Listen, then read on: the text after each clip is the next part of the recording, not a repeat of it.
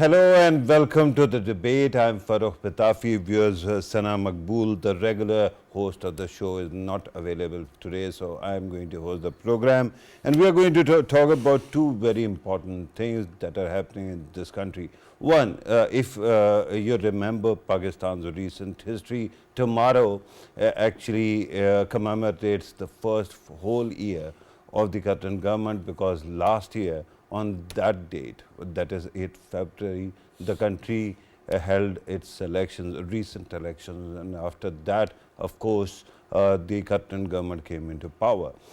Because of that, PTI has also called for protest, because PTI seems to have objections on the way elections were conducted, or usually it can be a temperamental thing because they have been doing it for quite some time. If you remember what happened in 2008, if you remember what happened in 2013, what happened, not in 18 of course, but later on in 2022 and now in 2024 as well.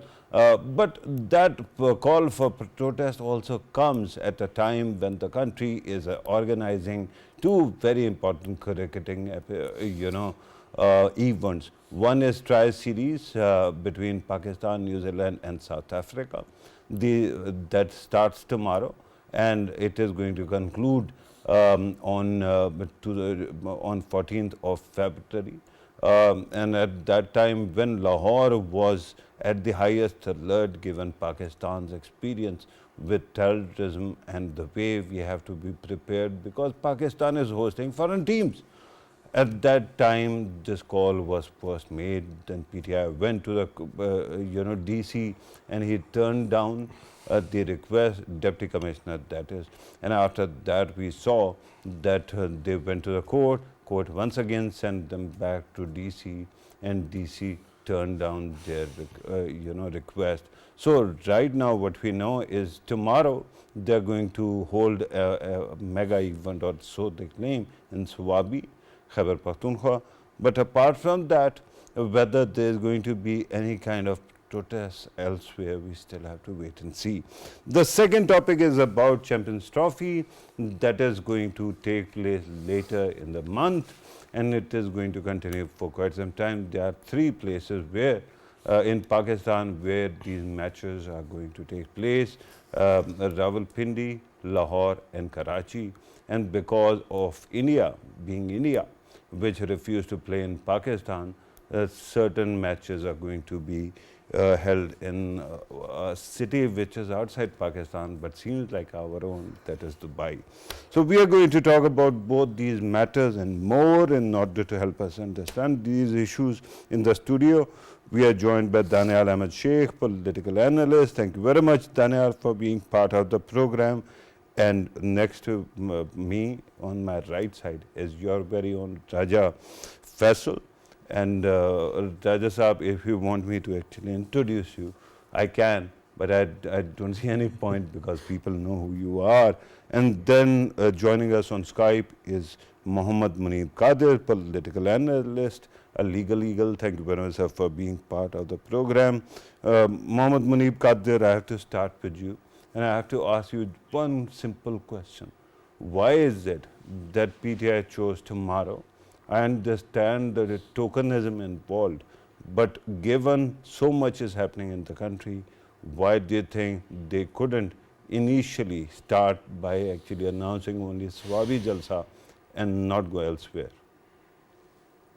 For that matter, I mean, we could even ask why did they create such a ruckus and havoc in Islamabad right when the Belarusian president was visiting, or why did they choose the very same city where the Shanghai Cooperation Summit was being held? So they always do that to draw international attention to whatever they believe their cause is. And so tomorrow it's going to be, as you've said, in our introduction as well, it's going to be years since the last general election took place. Well, I think it was no mean feat, the circumstances under which we had conducted the election. Actually, if there's anything to be done tomorrow, then it is to commemorate, to celebrate the very fact that not only did we manage to hold general election despite such severe security tensions and security issues at stake, but we've also been able to pull off, 1 year of governance with a coalition of parties who, through the democratic process, rather than agitating on the streets, combined together to be able to form a ruling party in order to be able to form a government to lead the country into, a stage of economic recovery and recovery from so many other crises which the country had been through in the past 2 years. And if the PTI believes that they won the highest number of seats in the National Assembly in last year's election, then why is it that they are claiming that the election weren't fair? I mean, that is self-contradictory. So what are they really protesting against? They believe that the people gave the verdict, people voted for them, and they did get a good, decent amount of seats. Now they did not have the sportsmanship to be able to form a coalition with other parties in order to come into government.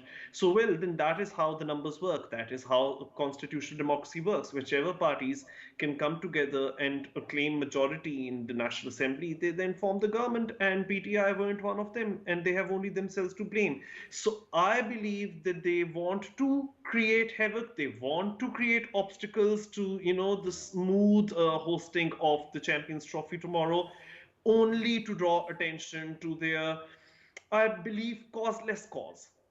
That's all they're up to. Right, and that is important. When I come back to you, I'm perhaps going to ask you because I can see two faces in your window. One is your handsome face, the other one is Boris Johnson. I don't know why he's sitting there in the frame. But allow me to actually come back to the studio. Daniel Sheikh, do you think that sanity has finally prevailed, or do you think that PTI is going to do something similar once again tomorrow? Well, you see, as far as the element of sanity is concerned, the whole see there it's not that they want to protest. Basically, their purpose is to come and somehow violate the constitution and create a ruckus and see the reaction, how the state is going to react in implementing its writ. So basically, that is the purpose. So now this assembly in Swabi, where they're already in government and they're ruling, so as such there's not going to be any sort of that usual ruckus that they create, or the whole purpose. See, like if you look at the protest they did in Islamabad, it was there were clear instructions of the Islamabad High Court, which they had advised them to at least postpone it till the foreign dignitaries leave Pakistan. So basically their whole agenda is to violate the law of the land and create chaos and give an image to the international world that Pakistan is not stable, so that whatever economic activity that this government through its hard efforts they are trying to generate, or whatever foreign investment that they are trying to bring into the country, it's to sabotage that. Then they have I would even go to the extent of calling it a personal vengeance that they have against CPAC, which is the way forward towards economic prosperity. Like if you go back in time during their time in power, they completely rolled back it was on the back burner. So it's all part of the same agenda. And as far as Swabi is concerned, basically I personally believe the reason why they're assembling over there is to check the pulse of their supporters. And more than that, it's very easy for them to gather people there, because even when coming to Islamabad, they bring state machinery with them. So you can imagine what they're going to do in their own province. And people also mostly from Khyber Pakhtunkhwa at that time, right? Most certainly that is the situation. So and then more than that, there's also another agenda that they're working on, is to somehow ethnically further divide the country. And for that they have chosen one province that they're focusing on, and they gather people from there, and then they assemble, and then they attack the federation. And like they want to create a similar situation that once was in Balochistan, but after the restoration of democracy in 2008, the political leaders went forward and brought those people back into mainstream. So sanity could only prevail if they had taken the negotiations which were being done in the parliament seriously, which obviously they are not, or had they brought forward any demands which were in interest of public. So there's only one demand, there's one agenda, to release one man who is incarcerated by the courts. And more than that, they want a relief for him, and it's not going to stop there. Then they want him to be prime minister. and if it's not possible through the votes, then they want to force their way into the Prime Minister house. Yeah. So it's not it's Yeah. no different from what they've done in the past. And as far as your question about sanity is the famous quote, the definition of insanity is trying the same thing over and over again and expecting a different result. Yeah. They have even assembled Einstein. Einstein, yes. So they have even besieged the capital for weeks and months in the past, but ultimately writ of the government prevailed, writ of the state. It's not, basically their attack is not on the government, it's on the state. If you remember, if you go back once they, in 2014, when they were here, one of the police, a senior police officer, he gave a statement and he said that I'm a servant of the state, what's my fault? I'm only protecting the constitutionally boundaries which the constitution, which I'm under oath to protect. So for them to not respect those constitutional boundaries, it's very, you cannot in any way bring it into sanity. But that's an interesting point. I'm interrupting you because I have to bring in Faisal also. But I got this impression a minute into the discussion that you actually believe that for PTI, disruption is not merely a means to an end, it might also be an end in itself. So that actually intrigued me. Raja Faisal, the question at this moment is that if sanity prevailed or whatever semblance of sanity there might be, what changed? Whether it was lukewarm response from Punjab or elsewhere in the country, or was it because they were finally worried about the way it is going to reflect on them? Because in the past we have seen what happened. There can also be a fact that the idea of Sawabi is that perhaps they are not getting that kind of support after what happened in November, because their leadership actually left their workers behind and scarpered. So that could also be a reason. What exactly has changed? Yeah, Farrukh, obviously, if we look at overall Pakistan, I mean, good thing about Pakistan is that the only reaction you see is through the ballot. And I think in the democracies, in the modern democracies and in the ideal democracies, this is the way forward. Ballot should decide who people want and who people want in terms of to be sitting on the Constitution Avenue, and which we are seeing right now. Constitution Avenue, of course, has a government, and that government is controlling and administering Pakistan right now. And if we take the example of Punjab overall, of course we know that in Punjab the government is of PDM and led by PMLN, and that is the ballot. And of course, if we overall talk about the situation of Punjab throughout the democratic history of Pakistan, this is how it has always been. We never expect people coming out. People only come out on the way of on the day of voting, and the ballot decides the democracies. In ideal democracies, the element of protest, it is welcomed. It is not forbidden. And for every opposition party, I mean, today's party that is ruling over Pakistan, it was previously opposition party, and of course they were exercising it as well. And at the same time, I would say that today's opposition party, the PTI, they have the right to do it as well. But if we take the track record of right to do what? Right to protest, Yeah. But if we look into the track record of their protests, of course, violence was involved. The previous protests they were carrying out, it had an element of violence, which should not be part of political demonstrations, political outcry.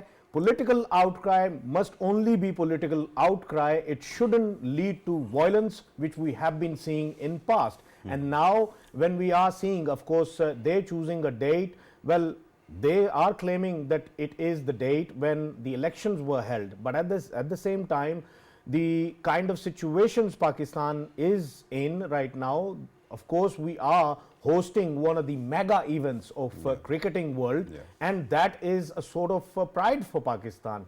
In these circumstances, second thought should always prevail, sanity must prevail, and that sanity is that these kind of protests, they shouldn't be held overall. If we take the example of KPK, of course we know that KPK tomorrow is having one of the processions in Sawabi district, and that Sawabi district, of course we already know that the circular was circulated amongst the administrative circles of KPK, and KPK government is not allowing any of their people who are working for the government of KPK, they are not allowed to be there, and they are not allowed. Why Sawabi? Why not Peshawar, which is the capital? Sawabi is considered as a Pashtun belt ends there, and that's where it enters towards non-Pashtun belt and towards further down towards the Punjab side, and that is why probably it is considered as a Pashtun gateway.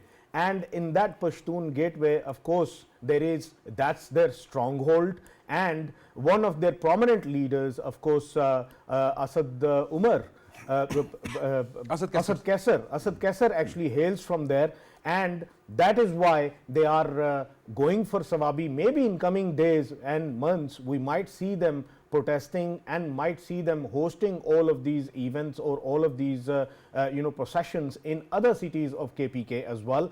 And by the way, in democracies, they are allowed to do it anywhere, but the circumstances should be favorable.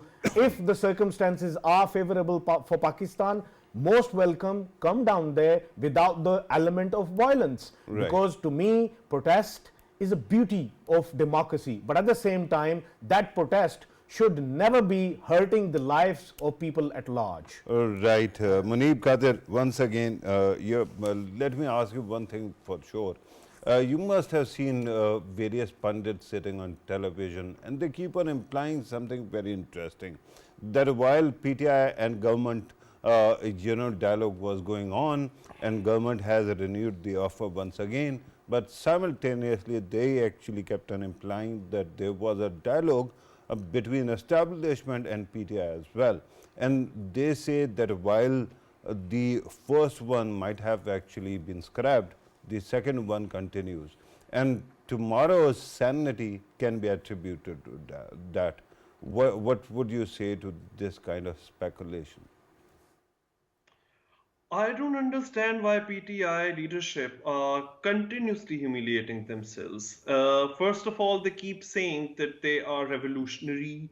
They are a revolutionary party. What they want to see is revolution in the country, and yet they're trying to drag institutions and sensitive institutions into politics, which is left best to civilian politicians, to civilian leadership, but then they don't have any leadership.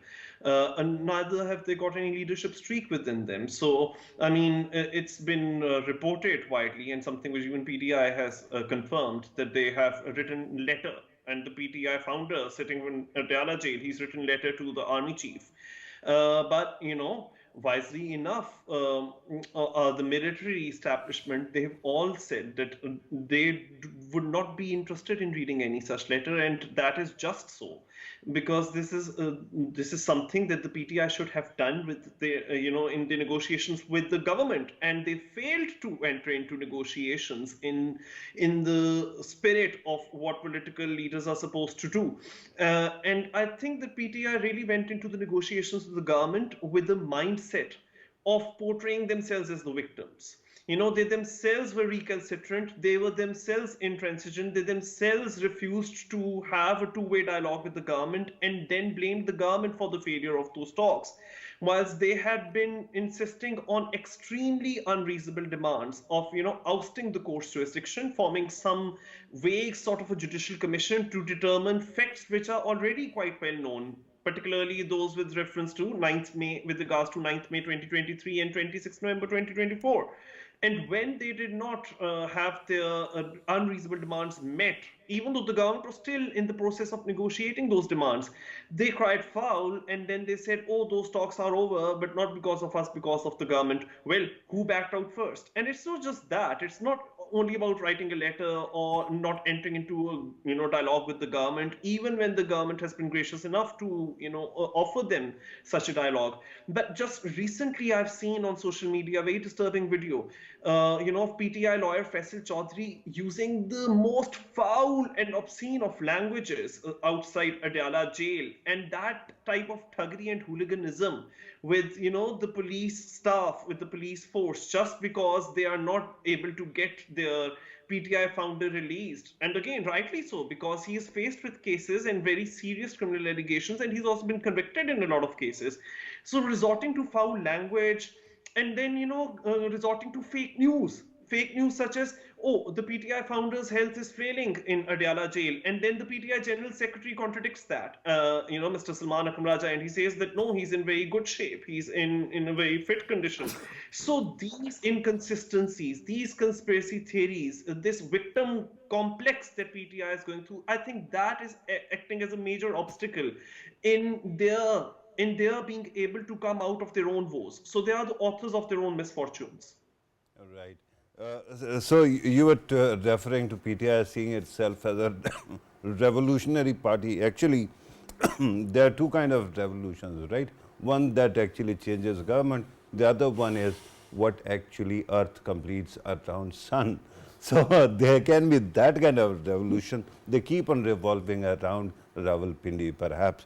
But let me come back to Daniel Sheikh. Daniel, since we are talking about possibilities, and of course, hopefully violence is out of question, and perhaps they are going to actually contain themselves to Sawabi. But question right now is, what exactly becomes of the possibility of the talks offer that the government has renewed? There must be some possibility, otherwise why would government actually renew the offer? Do you see any possibility at all? The offer of negotiation? Negotiations with the government has renewed the offer, the Prime Minister has renewed the offer, so there must be some scope, or at least they see something in it. See, the ideal most time for their negotiation was when they had entered Islamabad, and at that point the Interior Minister, on directives of the federal government, of the Prime Minister, they approached them. That was ideal time for them because they were in some sort of a situation of advantage. The government did not want this ruckus to come in front of the foreign dignitaries, and that was the situation. Right now, just by assembling a few thousand people in Swabi, I don't think it gives them any advantage. But still, the government is open for dialogue, and I hope they take this opportunity. But see, I was discussing earlier, at a macro level, the agenda is to give an image to the international world that Pakistan is, there's a lot of chaos and it's unstable. More than that, see, the Chief Minister in Pakhtunkhwa, he too, to keep his job secure, he has to look busy while do nothing as far as his own work is concerned. But he has to show the incarcerated leader that he is up to something, and he has to give him false hope continuously, because the whole purpose or the whole reason behind his selection was that his ability to create this kind of situations which he's aggressive. Aggressive in the sense he's more talk than action, because see, if you look at his conduct in Deed Chowk in the last protest, he was the first No, you were talking about the reason why he was chosen. So that would, before the action, any action or lack thereof, or whatever happened, right? See, just to keep one's job secure as Chief Minister, there are few people who are willing to go to this extent that they make a fool out of themselves. Like, for example, I told you, like look at the whole of his conduct in Deed Chowk. The people literally were begging him to stay. It was his guards who resorted to aerial firing so that he could make way for him to escape, and he ran away to Haripur, to Mansehra, and the next day he had the audacity to say that he was the last man standing. So it's very difficult to find. Standing where, by the way? In Deed Chowk, no? Yeah. No, he could have been standing elsewhere. No, actually he said lost man standing. Now look at his shamelessness, that the people he left behind were taxpayers of Pakhtunkhwa. The car that he ran on was bought by their money, and he just waved at them and he ran away. And I have very credible information as far as his conduct is concerned, that the whole arrangement of the movement of Chief Minister was, the preparations had started 8 p.m. onwards. There was a police contingent which was moved to from Haripur city to the entry point between Islamabad and Haripur in Pir Suhawa, and the whole preparations were started. They started making preparations around 8 o'clock, whereas the whole operation started after 10, and he escaped around 20-30 minutes before. So his conduct is very objectionable. Okay. There's a lot of resistance for him within I the hope party. you don't repeat the words like shameless again on the program. Okay, my apologies, sir. Yeah. So, let's see that. Okay, I'll say his not being responsible. Okay. Is that a better way to put it? Yeah, that is. Here, look at his how not responsible he is. Now look at the situation in KPK. Recently, there was a massive protest. A lot of the Nazams, they gathered in Peshawar because the Chief Minister had withdrawn their funds, whereas the NFC award clearly says that the local governments will have 25% share of the funds, and that issue he's not bothered about. Then the situation in Kurum he's not bothered about. The situation in his own constituency, in his own hometown, the law and order situation has continuously deteriorated since he came into power. He's not interested in fixing that. So his whole agenda, his whole purpose is to somehow show the incarcerated leader that he is doing something for him. Like I was telling you earlier, after running away, now to cover up that, this is the only way so that he can face his workers. And even if you look on the way, the people didn't trust him when he was coming. When he stopped to go to the restroom, people just gathered around him and they weren't letting him go. Then he was saying that I'm going to be back in 10 minutes. Please, at least let me go to the rest area. So there's a lot of distrust as far as his conduct is concerned within the party ranks, especially the workers of this political party. So this is also a way of, at least he's trying to gain back the trust of his workers, which I don't think he'll be able to, because actions speak louder than words. And then he's also, another reason for this is to cover his poor performance as chief executive, because I don't think that since he came he's done anything worthwhile as far as improvement in law and order is concerned, improvement in governance is concerned. He has done nothing. So to cover up all that, this is the only reason why they chose KPK. Otherwise, why protest against your own government? It doesn't make any sense. All right. They maybe are not protesting against their own government. They are protesting, by the way, perhaps because